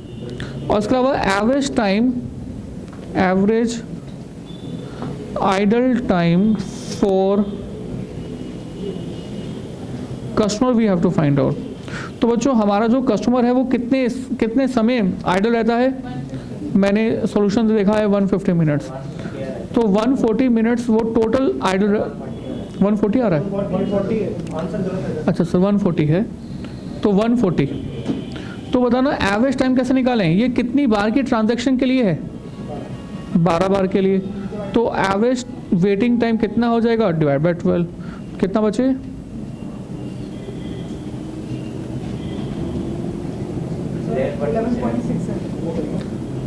तो this is average waiting time for the customer, right. और इतना हम लोग कर लेते हैं। हाँ जी प्लीज आपके लिए स्टार्टिंग सही है ना? ये तो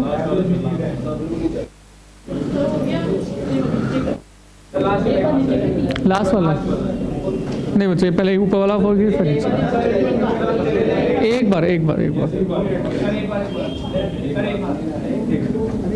बच्चों कल की क्लास में हम लोग सिमुलेशन खत्म करेंगे। 2 classes will be there for the simulation.